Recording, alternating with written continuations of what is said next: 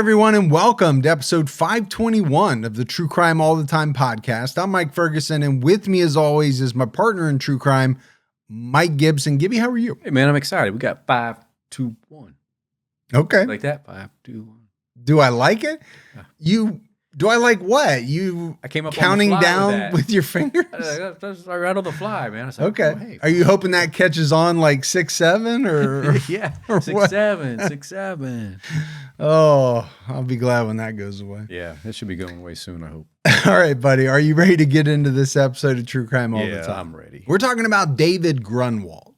16-year-old David Grunwald went missing shortly after dropping his girlfriend off one night in November 2016. Investigators soon learned that David mentioned visiting a friend that night. When questioning his friend and his associates, police uncovered details about a horrific murder with seemingly no motive. Wow. And those are always ones that, they're kind of hard to understand, right? They are. No clear-cut motive. What was the reason? But, we'll get into it all. David Benjamin Grunwald was born on January 8th, 2000 at the Elmendorf Air Force Base in Alaska to parents Benjamin and Edith Grunwald. Both of David's parents were in the Air Force and National Guard with decades of service between them. How cool would it be to be born in Alaska? All that wilderness. Yeah, I mean, as a baby, are you taking advantage of the wilderness? I would say no. Well, that's true. I mean, I got to think that not everybody was like me that could take that stuff in at an early age. That came out with a full head of hair, ready to go and tackle the world. David wanted to be a pilot and considered joining the military himself someday. At the time of his death, David was just a junior in high school. He was studying aviation and was in his school's engineering club. He built his own computer and fixed up a 1995 Ford Bronco that he bought for just $700. That's all impressive. It is. It really is. But, you think, and I always hate to say back in the day, and I know people hate when I say it, but you used to be able to work on cars a little easier. True. Before they became completely computerized. Yeah. So a 1995 Ford Bronco, you could do a little bit more with, I think.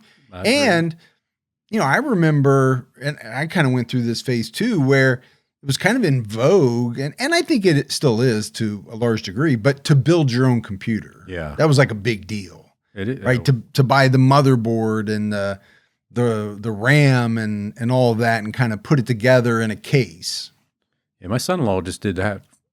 But he's, computer guy. Yeah. I mean, he works in that field. He does, yeah. Yeah, so he knows how to do that. But I was also in an engineer club back in the day. Mm-hmm.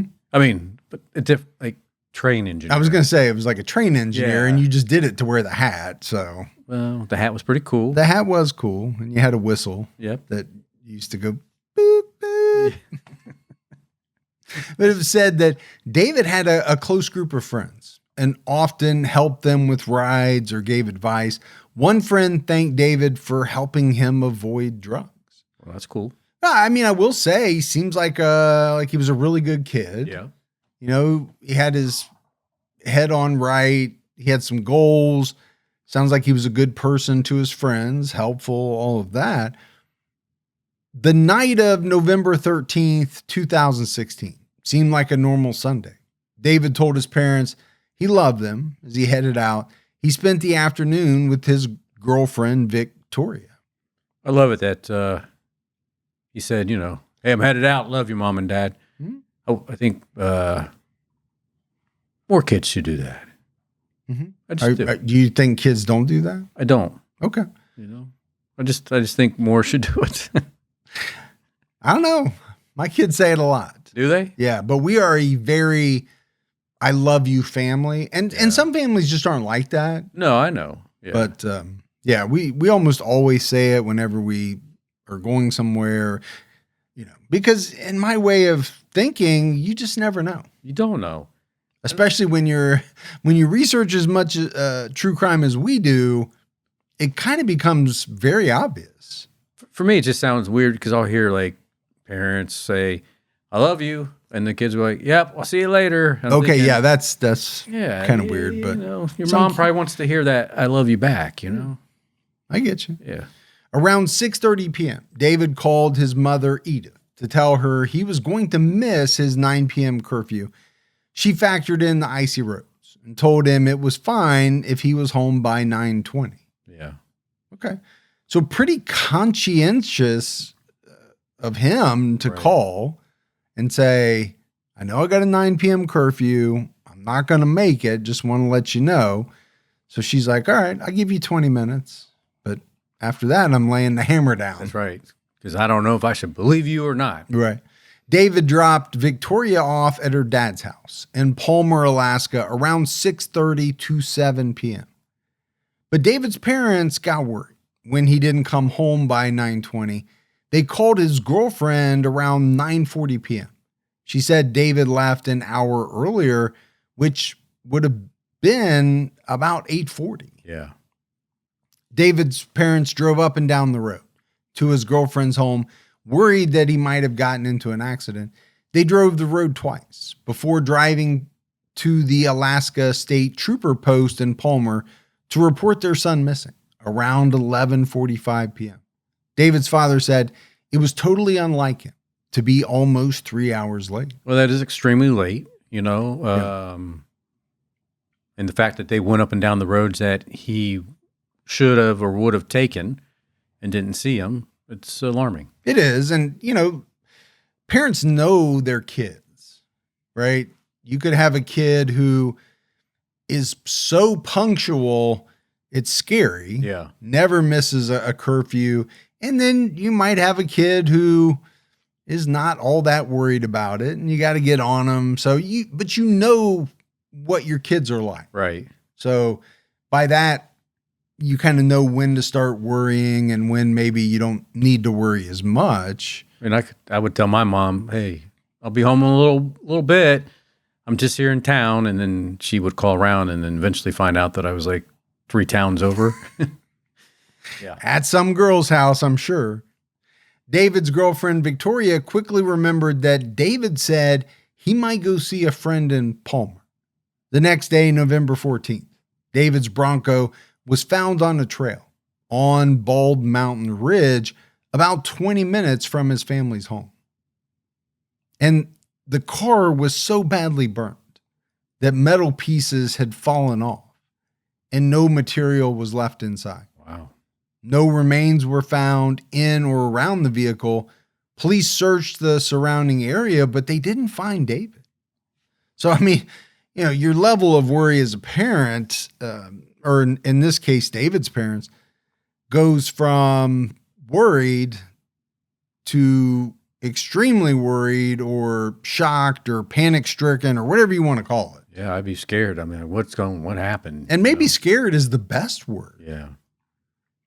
This was not a small fire that did a little bit of damage. This whole car was engulfed, obviously.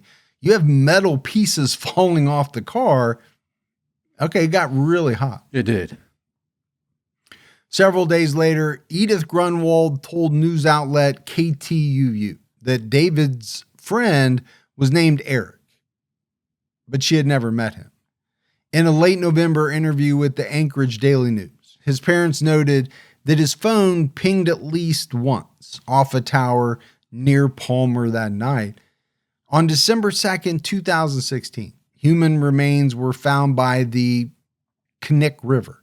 Outside Palmer, a shell casing was found near the remains. And these remains were soon identified as David Grunwald. So,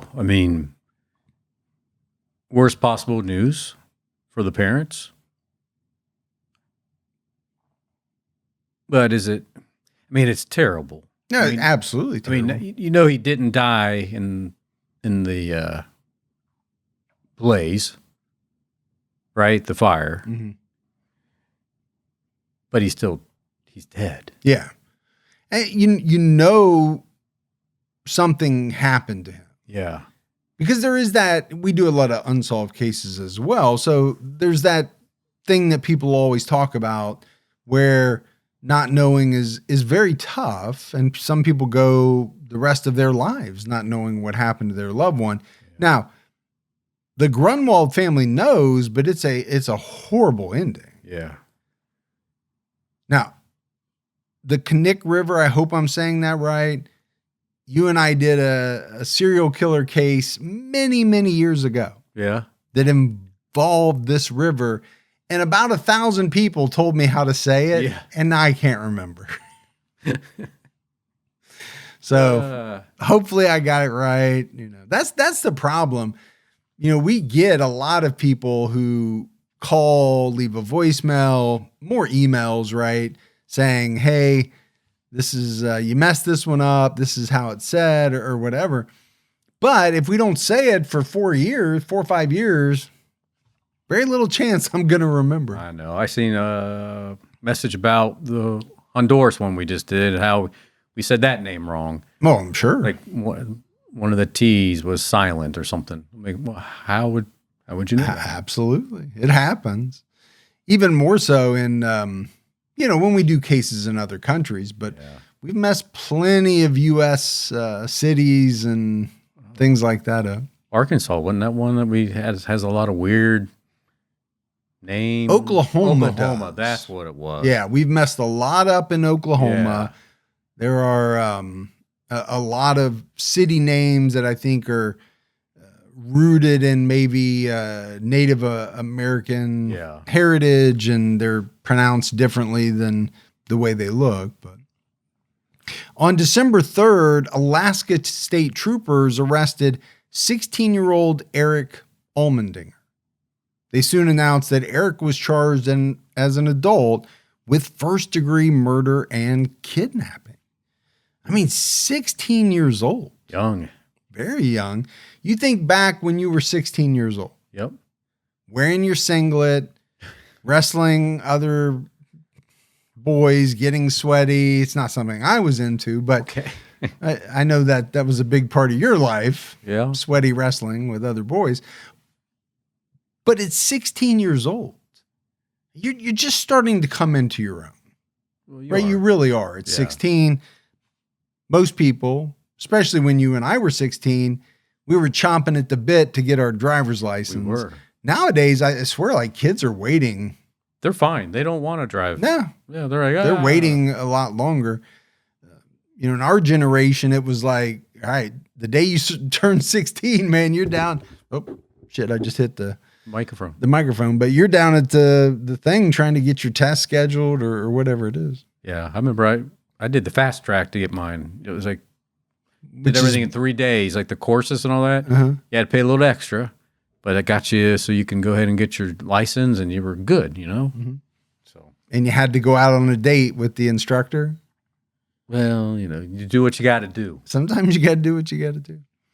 But, to be charged at 16 years old with not just a crime. Yeah. But first-degree murder and kidnapping. Yeah. It's almost unbelievable. But, you think about this 16-year-old to be able to do those things. Yeah, if he did it. Yeah. Huh? He deserves it, right? If he did it. It's just tough to believe that that's something that 16-year-olds are capable thinking about, it's tough for me.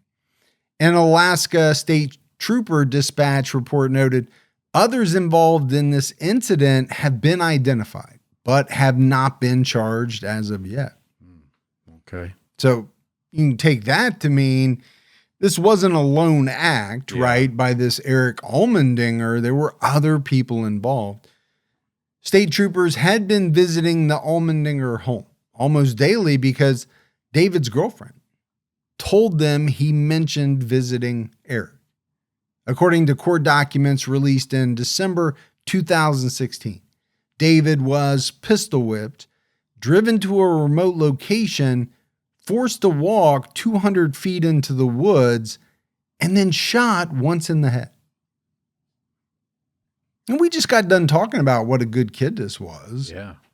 What would make a 16-year-old or a group of similar aged children, they are technically children, kids at that point, want to make this kid walk out into the middle of a remote location, a forest, and then shoot him in the head. Almost like execution style. Yeah.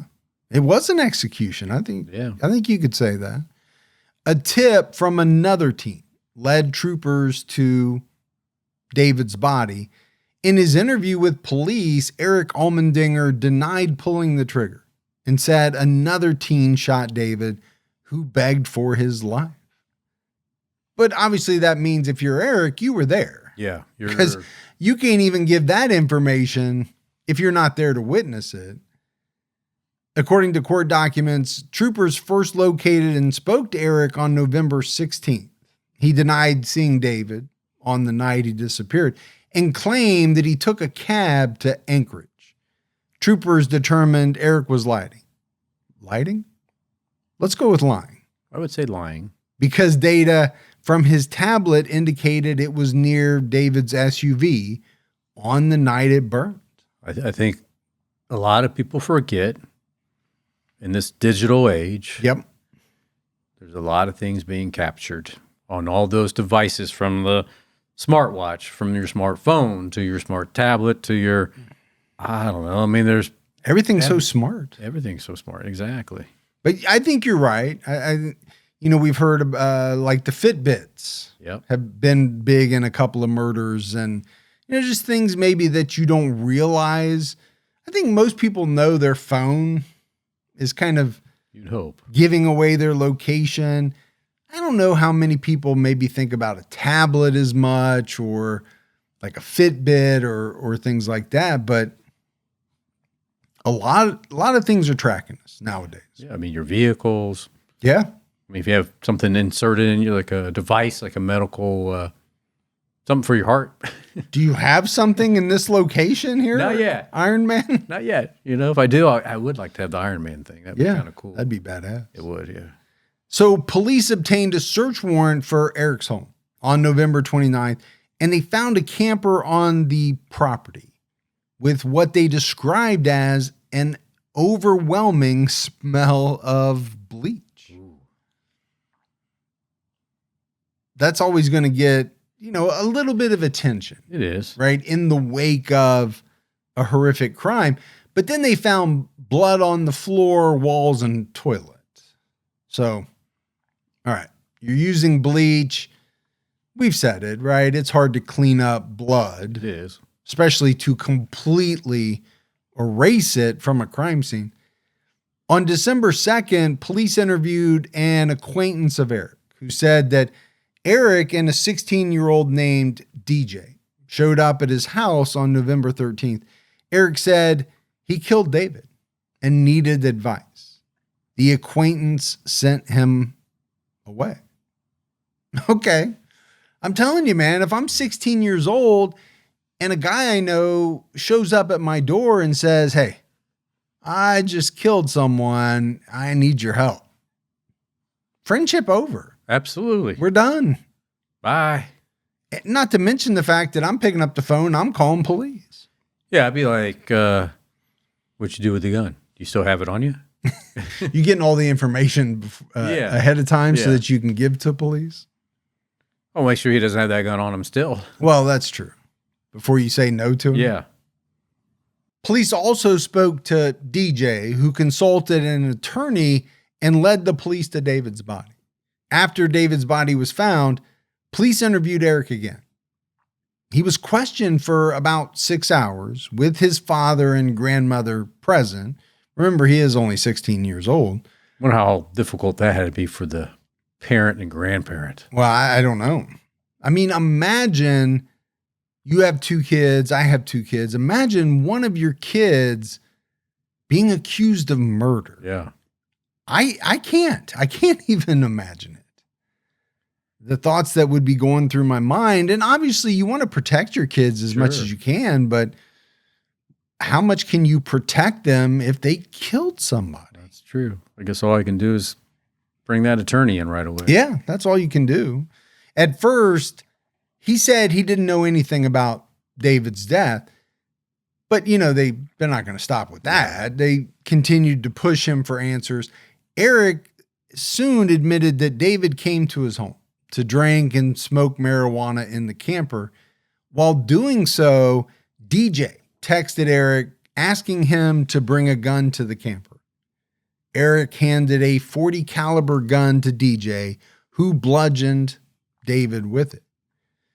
Now, Eric admitted he stood by and did nothing to stop it while it happened. He said he accompanied DJ as the teen loaded David into his Bronco, drove him to the river, and made David walk into the woods and shot him. So he first beat David with the gun. This DJ. DJ did. Yep.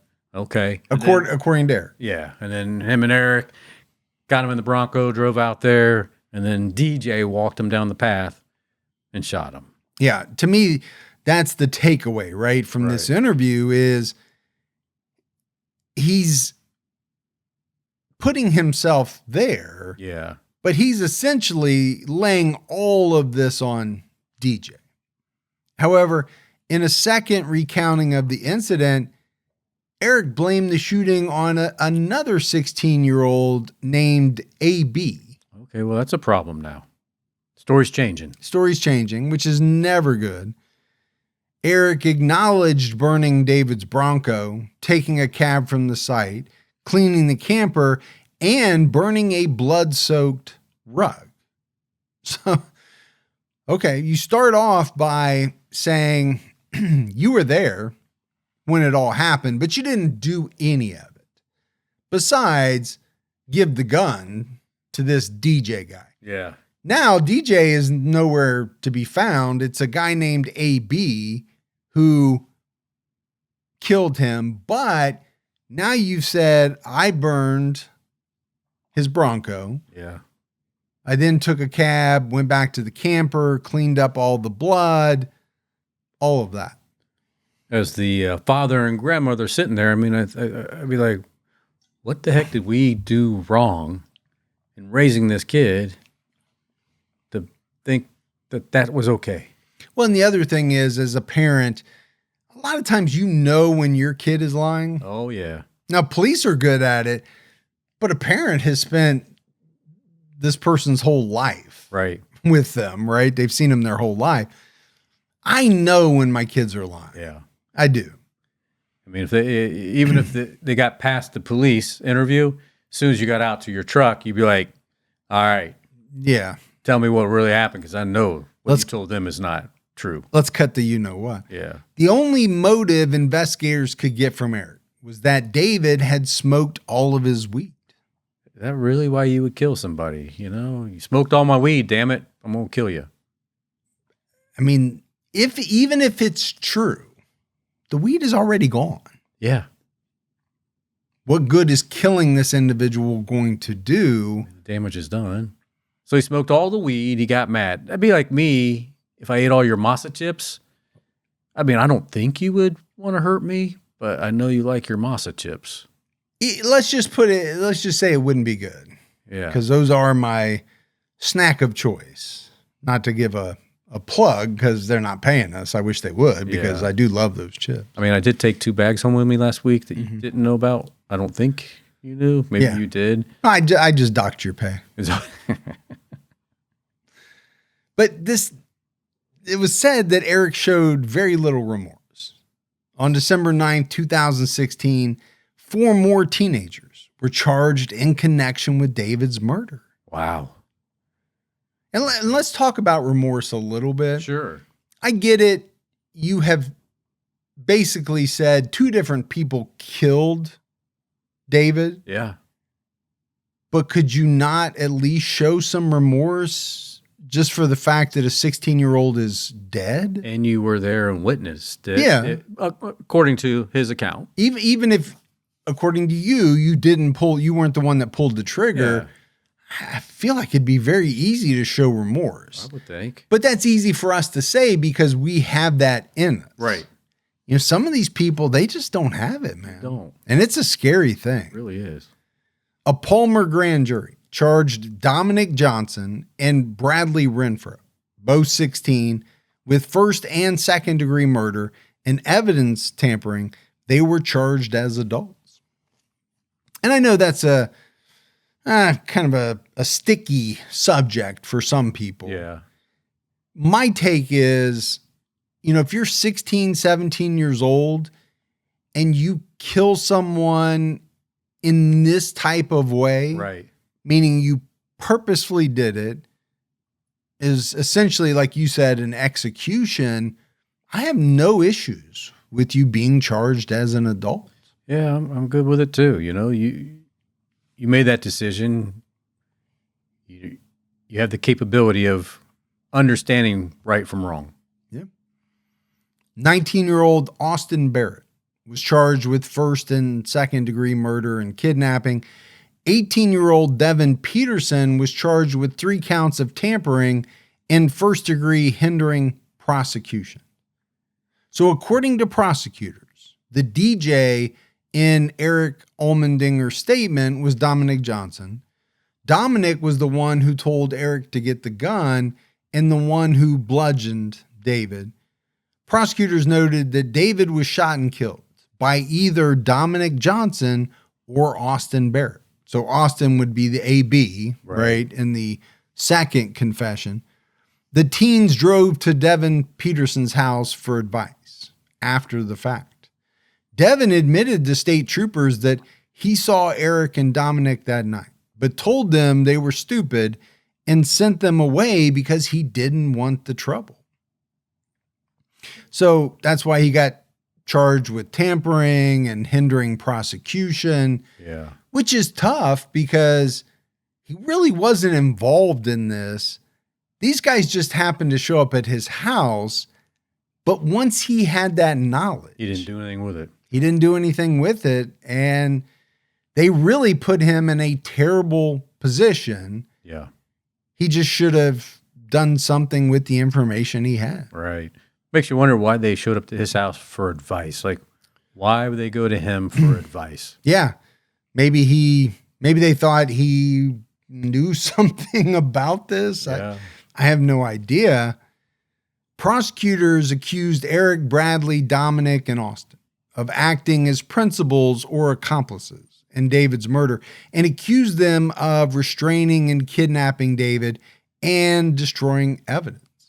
Devin was accused of suppressing or concealing a 9mm pistol and a .40 caliber pistol used in the crime and was allegedly involved in burning David's vehicle. Sources also reported that Devin and Bradley Renfro were arrested back in June 2016 for kidnapping, but it was unclear if they faced charges. What's going on with this kidnapping stuff? I don't know. Teens. Also, this seems like a bad group of kids. Yeah. And they're doing bad things. And it wasn't, just this one thing where David was killed. Obviously, they had been doing some things before that, some of them at least. After news of the arrest came out, people on social media criticized the Allmendinger family and asked how such a violent crime could go on so close to the house without adults knowing. Man, I don't know. It's I understand, but today's world, the way kids are, I think they can do a lot of things without the parents knowing. Yeah, but you say today's world. You and I did a lot of things that our parents never knew about. Absolutely, they still don't know about. They would never know about. Yeah, so I don't know that this is a new thing. I don't know that it's directly tied into today's world. Yeah. I just think it's been, for a very long time, kids have hid things from their parents, and I get it. The family of a murderer or accused murderer, they're going to catch some flack. Yeah. There's just no way around it. But how can you say, or make the assumption that they should have known that this was going on? I think that's tough. I think it is too. With the way kids hide stuff from their parents.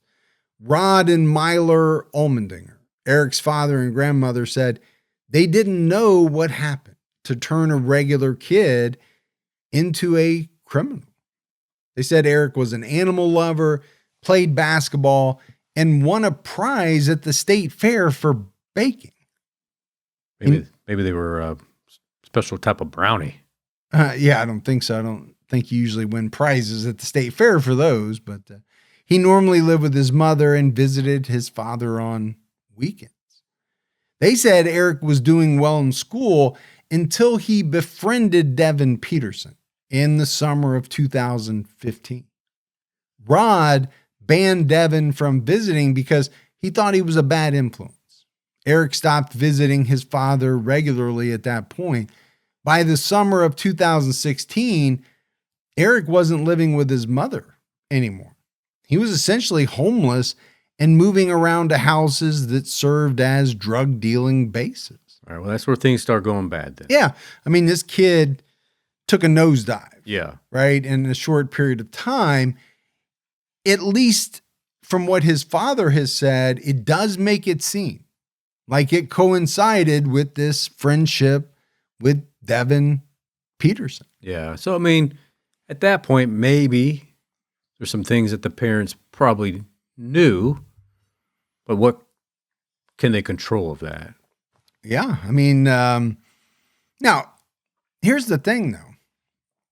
When you're 16 years old, you can't essentially be homeless. Not technically, right? Right? You can't make that decision. Yeah. So I don't know who they called. I don't know what they did. I mean, there's some stuff there that maybe they might not have done correctly, because it does sound like they knew about some of this. But, you know, knowing that he was going to murder this kid, that's a little tough, right, to hang on them. He hung out with a group of teens who occasionally came by Rod's house to eat and talk. In late October, Eric's father and grandmother agreed to let him stay at the house with another teen.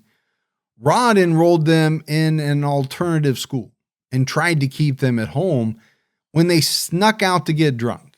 He gave them one last chance. The other teen left, but he returned a week later. David Grunwald gave the teen a ride. So, you know, again, I think the father is trying something here. Right. Right. He doesn't want his son out doing bad things. He wants him home where he can keep an eye on him. It sounds like maybe the concession was, okay, I'll let this other guy live here as well, but you guys got to follow the rules, and, you know, you can't be doing this and that. You know, do some of this alternative school stuff so that keep you out of trouble. Yeah.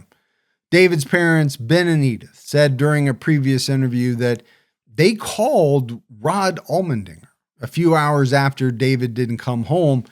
Rod said his son wasn't there and said something along the lines of, "Those kids are fucked."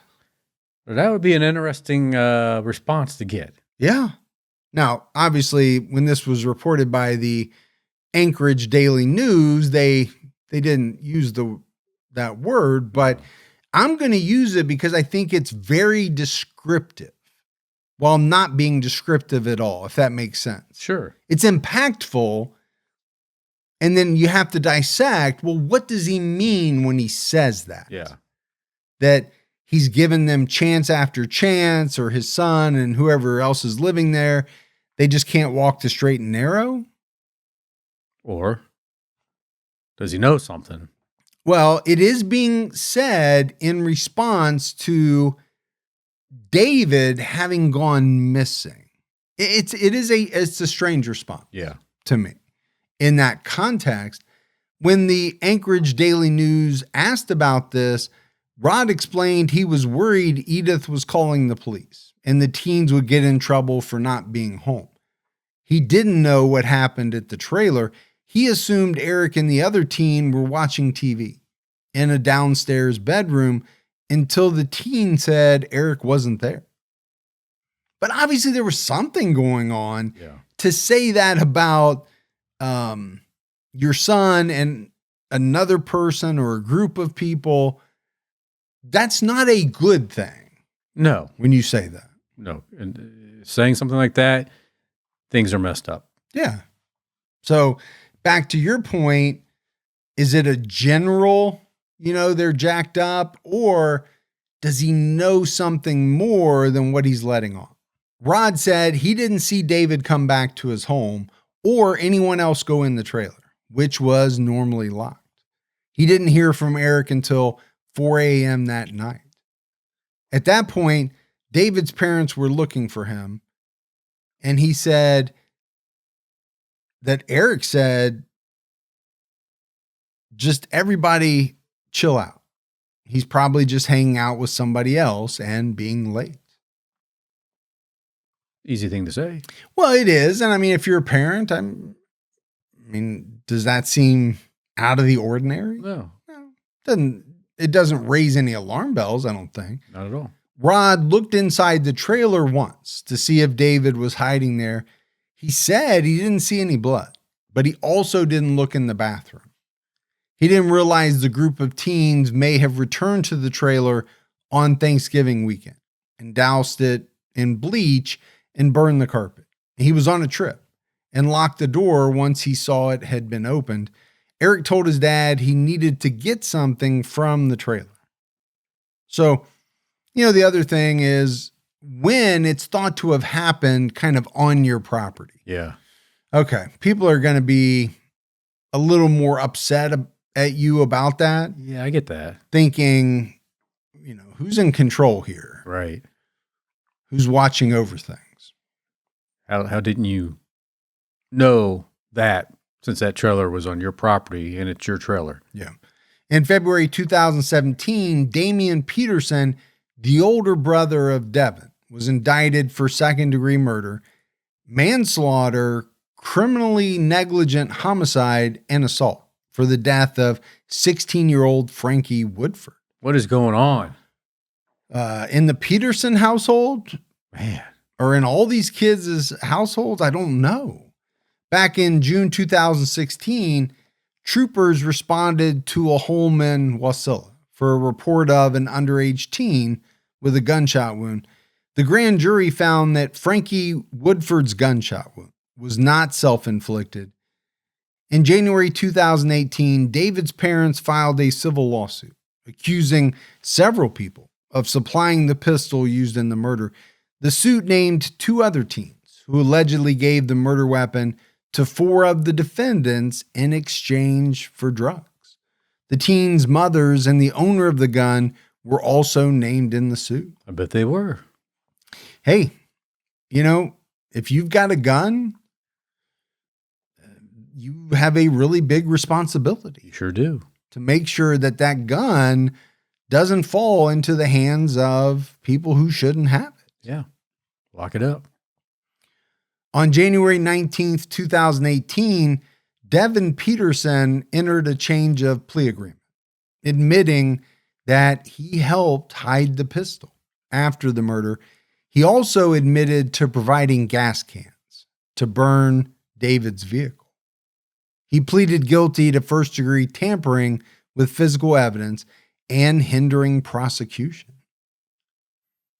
On May 14, 2018, Devin was sentenced to 3 years in federal prison and 4 years of supervised release for distribution of marijuana to minors. The federal sentence will be served consecutively to his state sentence. Yeah, I think it was probably a good move on his part. To plead? Yeah. Yeah, and I don't know, maybe they gave him a deal on that. But then at the same time, he's got 3 years in federal prison after that. Sure. Yeah. That he has to serve. So going back to what's going on in the Peterson household, I don't know. These 2 brothers, one was convicted of murder, the other one for tampering and hindering prosecution, and also for, distribution of marijuana to minors. It's not good stuff. No. According to the U.S. Attorney's Office for the District of Alaska, during a search of Peterson's home, Alaska state troopers found a photograph of an underage girl performing a sex act on Peterson. In a subsequent search, they found a video showing the sexual assault of an incapacitated underage girl. The video was taken at a party attended by Peterson and others in July 2016. During the party, Devin gave the girl marijuana, contributing to her extreme intoxication and assault that night. These guys are real winners. It's just horrible stuff. It is. All the way around. On May 31st, 2018, Eric Allmendinger was found guilty of first-degree murder, 3 counts of second-degree murder, kidnapping, tampering with evidence, vehicle theft, and arson. You got hit hard. They really stacked the charges on him. They did. And I'm cool with that. Yeah. Because, let's face it, a lot of times some charges get dropped, some get pled down. So, they kind of have to stack them up. But it's not like he didn't do all these things. He did. Right. They're not making up charges. They just charged him with everything they could. The trial didn't establish who fired the fatal shot, but Eric was seen as complicit. And I think that's tough, right? You have multiple stories of who fired the shot, but I think a lot of times in the eyes of the law, you're all equally guilty. Yeah, it's true. You gave the gun or you participated in the kidnapping. It's kind of just one big ball of wax. I mean, you can look at it that way, right? Like that person would still be alive if you didn't kidnap them, and if you didn't bring that gun to the party, and you didn't pull the trigger. Mm-hmm. So all 3 of you have an equal share. Yeah. I mean, sometimes you just can't figure it out. Yeah. But that everybody's involved. The jury heard from the medical examiner who testified that David had a small amount of marijuana in his system.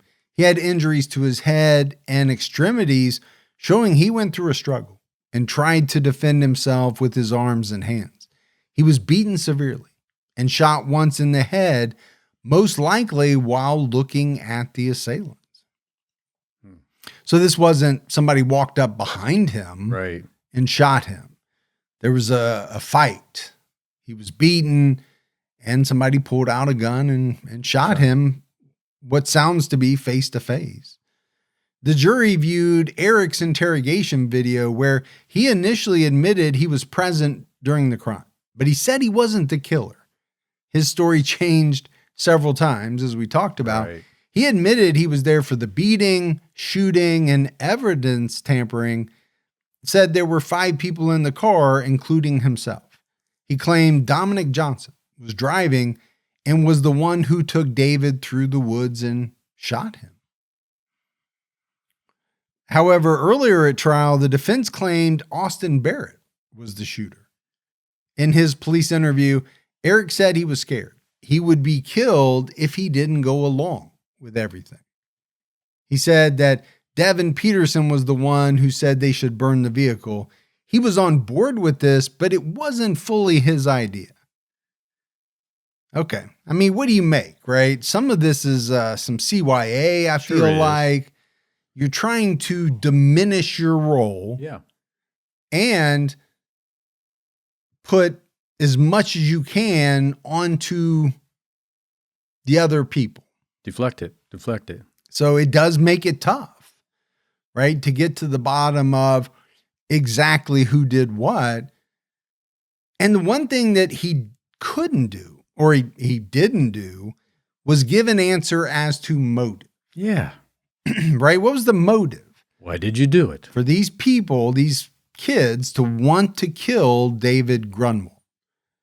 On August 20th, 2018, Devin Peterson was sentenced to 6 years in state prison for evidence tampering and hindering prosecution.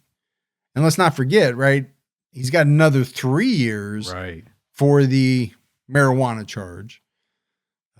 I don't know if he then later got charged with some of the child abuse sexual material. Oh, yeah, right. I didn't see anything about that. I can't imagine he wasn't. Maybe that added to it. I don't know. On October 4th, 2018, Damian Peterson was sentenced to 18 years with 5 years suspended and 5 years of parole for the shooting of Frankie Woodford. I mean, if you're like the Peterson family, I hate to say it, but if you're their parents, you got to be like, where did we go wrong? Yeah, where do we fail these kids? And we don't know much about their family or their childhood or their lives or whatever, but yeah. I mean, to have two brothers involved in two different murders, right? That's rough. And all the other crimes. Oh, and yeah, on top of all the other stuff. Yeah. According to the Matsu Valley frontiersmen, the events that transpired were unclear. It was also unclear why no one knew sooner that Frankie did not shoot himself. Right? So this goes to the Damian Peterson crime. Yeah. There was a period of time where they thought maybe he shot himself. A group of young men, including Damian and Devin Peterson and Austin Barrett, were at the house where an adult was present, but there was no supervision. Damian was manipulating a stolen Glock pistol by taking bullets out of the magazine and putting them back in. Frankie left another room of the house to join his friends because he was being bullied. The room he walked into was the same room where Peterson was playing with the pistol. According to Austin Barrett, Damian was pointing the gun at people and pulling the trigger. It was assumed he was doing it to scare Frankie and instead fatally shot him. And this is exactly why you don't play around with guns. You don't. You just absolutely do not. And you have to abide by that kind of overarching rule, which is you have to treat every gun as though it's loaded. You have to. Yep. You absolutely have to. Damian claimed he didn't know the gun was loaded, even though he was the one manipulating it. Yeah, he knew. When the gun went off, everyone fled the room, screaming that Frankie shot himself. He told first responders on the scene that he didn't shoot himself. Frankie was airlifted to the hospital where he was pronounced dead. And very interesting that he was alive long enough to tell first responders that, no, I didn't shoot myself. Yeah. So I'm not really sure why there was a thought in the beginning that he did. Alaska State Troopers investigated, but found no one to charge until Austin Barrett told troopers about the incident during the investigation of the murder of David Grunwald. Yeah, they were able to kind of drag that out of him. Well, and how interesting is that, right? If this case never happens, does Frankie's murder ever get solved? Yeah, at least you get him on something. Maybe not.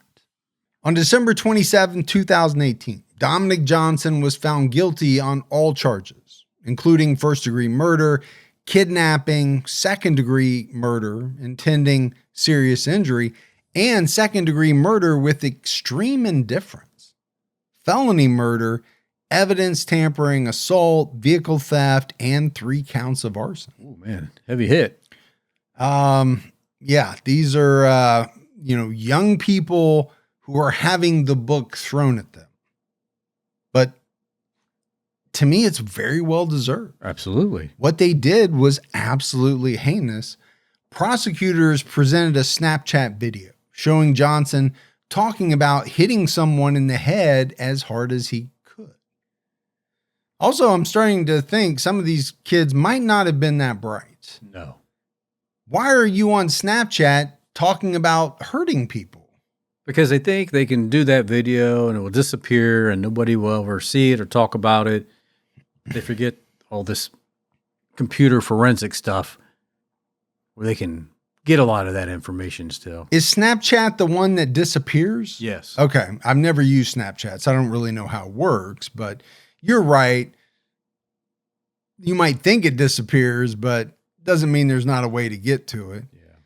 Or that somebody maybe somehow screenshot something or saved it somehow. Yeah, saved it. The defense argued that cell data showed Johnson was elsewhere when the murder occurred, but prosecutors countered that data is not always accurate to the exact location. Prosecutors argued the notion that Johnson, who reportedly instigated the beating, removing himself from the situation was implausible. And I get what they're saying, right? If he starts beating David, right, then what? He just leaves the area before the shooting occurs? Is it out of the question? No. But I get why they're trying to paint it as implausible. Yeah. He's there. He's there. He just all of a sudden gets up and leaves by the time the shooting occurs. Bradley Renfro went to trial in September 2019. He testified in his own defense. He was asked if he assisted with the murder, and he answered by saying, not willingly. Not willingly. Okay. So someone forced you to do it. Now, he did admit to lying to state troopers and that he was intoxicated on marijuana and alcohol at the time of the murder. He had no problems with David, and David had never done anything wrong to him, but he admitted he didn't really know him. Bradley testified that during the attack, he was fearful and didn't do anything when Dominic let David out of a bathroom he had been locked in and pistol whipped him. He believed Dominic hit David 7 to 10 times. Dominic said he only meant to knock David out, but the severity of the situation started to set in, and it all just happened so fast. They always say that. It all just happened so fast. Yeah. Well, you went from what? At least according to them, thinking you were going to hit this guy a couple of times. We still don't know why. Right. Maybe it was because he smoked all the weed. I don't know. Could have been. Seems stupid. But he hits him more times than he thought he did. And now he's really, really hurt. Much more so than what they were aiming to do. So they decided they had to kill him? I mean, I think that's what they're trying to say. I think so too. Austin Barrett was allegedly holding another pistol and, quote, standing guard. Standing guard. He said something to the effect of, we're going to get in the truck and go for a ride now. He demanded that Bradley pick David up off the floor. At this point, he was starting to get scared. After the shooting, they took David's vehicle to try to get rid of it. Bradley was trying to find a way out of the situation, but his friends wouldn't let him. Now, right, this is all his testimony. Sure. They made him buy the gas to burn the Bronco. According to Bradley, as quoted by Alaska news source, Dominic said that I had to do it because he said I hadn't participated in this. And he made me go get the gas because I looked like I didn't want to be part of it. So he's kind of treating it as some of these gangs do. Like everybody's got to take a part in it. And that way we're all guilty, so no one will talk about it. Yeah, that's a good point. Now, I think if I'm a juror, I'm viewing this as Bradley trying to worm his way out of it. Yeah.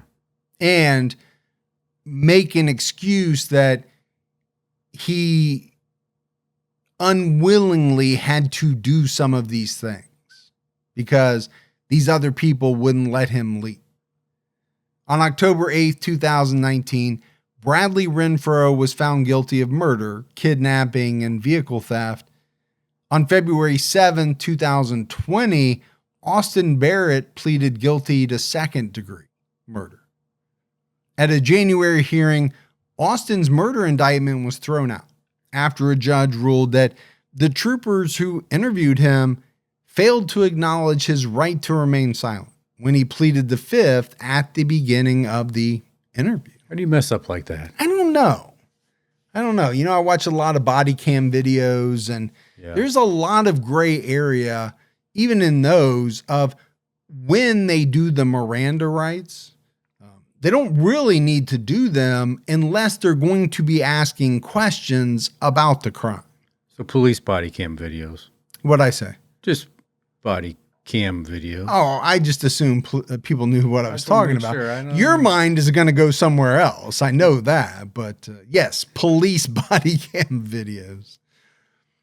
7 indictment charges were dismissed because they relied so heavily on the interview.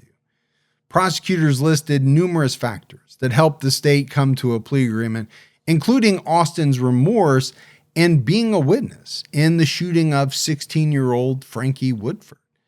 And again, it's fascinating how these two different cases became intertwined. Right, with different individuals. Yeah, they really had nothing to do with each other, but I don't think, or I'm not sure Frankie's case would have been solved had it not been for the murder of David Grunwald. Yeah. Prosecutors agreed that without Austin's statement and the fact that he did not have a cell phone with him at the time of the murder, the case would be a gamble to take to trial.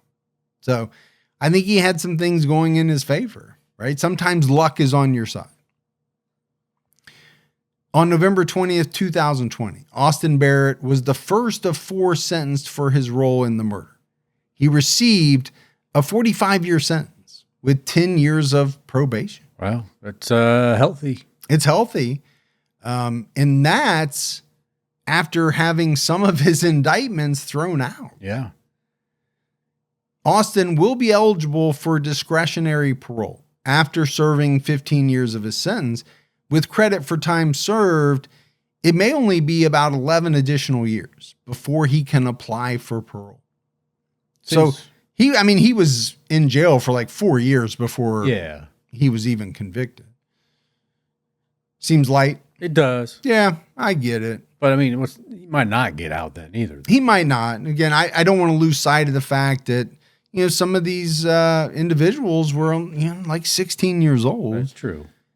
At the hearing, Austin's defense attorney presented a theory that David imprinted on Eric Allmendinger, leading to his introduction to a different world than the one he was raised in. And that's an interesting theory. The term imprinted is not something that you hear a lot in the world of true crime. True. You hear it a lot like on nature shows or, things like that. But we talked about David's background. I think he was a good kid. Seemed like it. But I think he might have got involved with some people who maybe weren't as good, right? Weren't as on the up and up and weren't on a great path. On May 5th, 2021, Dominic Johnson received a 99-year sentence for assault, kidnapping, evidence tampering, and murder. The judge suspended 20 years and said Johnson would be eligible for parole in 36 years. That's pretty good. That's healthy. Yeah. I mean, that's no joke to do a minimum of 36 years in prison. Yeah. Now, he could still get out and be like my age. But that's a large chunk of your life that you're forfeiting. It is. I don't know if he has any other charges from anything else could be added on to it down the road. Yeah, we don't know. The judge noted per the Anchorage Daily News, who actually led David in the woods? Who pulled the trigger? We'll never really know. No. We know it's going to be one of X amount of people. Yes.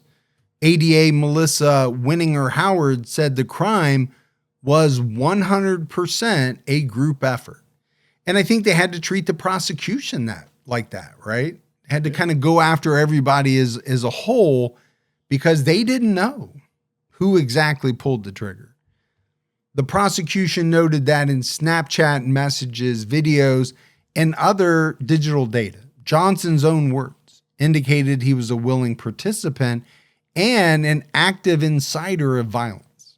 Although Johnson led police to the body, his assistance was outweighed by his participation, which is how it should be. Yeah. It's great that you decide to assist the police. In very few times is it going to let you get off scot-free. Oh, yeah. You might get a reduced sentence, but I don't think you should get off scot-free at all. On August 8, 2022, Eric Allmendinger was sentenced to 99 years in prison. Prosecutors noted that Eric was the only one in the group who actually knew David. They attended high school together. A jailhouse phone call between Austin Barrett and his grandmother was played during the hearing, in which Barrett said he fired the fatal shot. Okay. Not a phone call you should be having. Not at all. Again, why do people not know that these phone calls are recorded? It literally says it right by the phone. I know. So if you ever go to prison, careful what you say on the phone. Yeah. And on the, if you go to one of the older ones where you're sitting across from the glass aisle, from each other. The glass aisle? The partition? Partition. Okay. Plexiglass. Definitely not glass. Yeah. That would be a bad move. Just, when you pick that little phone up there, be careful what you say. Yeah, you definitely should. Eric said he wasn't asking for leniency, and he didn't claim the excuses that came up in his defense, such as expert testimony about brain development in young people. And there's always that, right? Yeah. 16 years old, your brain's not fully developed. We know that. It doesn't fully develop, I think, until you're about 25 years old. 65. I'm still working on mine. For you, 65. But for most people, I think right around 25 is what I've always heard. The Anchorage Daily News quoted him as saying, "I claim full responsibility for Dave dying. He was my friend. He was a good kid, and I killed my friend. That's what happened. I killed somebody's nephew. I killed somebody's son. I destroyed somebody's family." He apologized to David's family.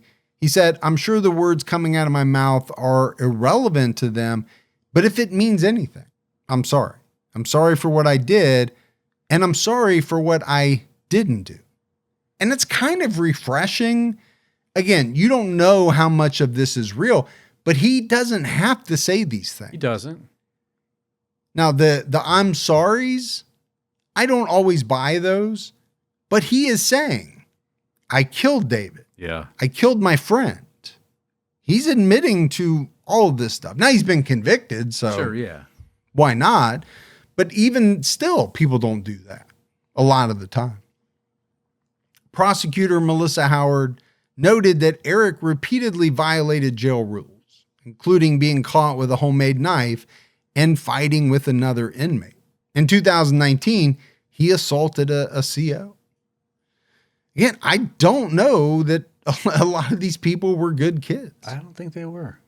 The judge left room for discretionary parole and noted that Eric will be a little over 50 at the time of his first possible parole hearing if he becomes eligible. Your age. Yeah, he'll be my age. And think about what happens or what has happened with us, right? Yep. Between the ages of 16 and let's say 53, 54, right? I'm 53 years old. Everything in my life has happened between those two ages. Pretty important time frame. It is. And that is, you're spending it with a bunch of dudes who may or may not shower. True.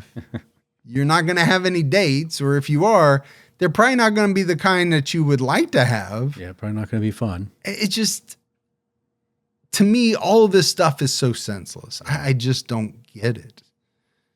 Why are you even doing this stuff? Why are you even taking the chance of losing that much of your life? On August 17, 2022, Bradley Renfro was sentenced to 105 years in prison for murder, kidnapping, and evidence tampering. He was the last defendant to be sentenced.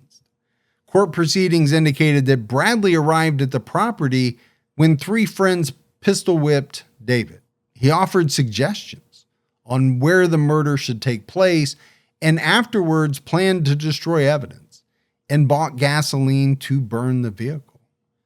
During sentencing, Judge Gregory Heath remarked on the crime saying, "I can't see why they did this other than they have no value for life." And I think that's pretty apparent. I think so. I think that's exactly what it is. Heath found that David was driven for nearly half an hour to the woods and was emotionally tortured. Heath remarked, to walk someone in the woods and execute them, it takes a darkness in these boys. Although Bradley's total sentence added up to 105 years, he'll be eligible for parole at age 51 after serving 35 years. Nearly 10 years later, the murder of David Grunwald still has no clear motive. And who exactly pulled the trigger is unconfirmed. Like I said, right, it was a senseless, horrific crime committed by a group of teenagers who seemed to be inciting and encouraging violence in each other. Yeah.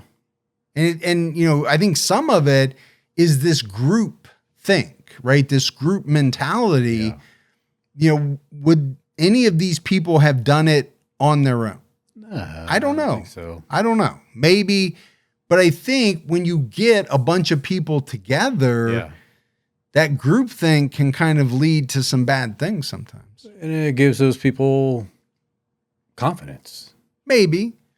Or now they're like, okay, if you think it's a good idea, I'm in, or whatever it is. Kind of confirmation that maybe it's okay. I just, you know, okay, did he smoke the last of the weed? Maybe. Is that a reason to kill somebody? Absolutely not. I would not think so either. Not that there's a lot of great reasons, but that would be at the bottom of the list. Yeah. I mean, I get it. You really liked your weed, but go get some more, you know, if that's what you want. You might have to wait a week till you get paid, whatever. And then the other thing that always strikes me is when you have this many people involved in a murder. Yeah.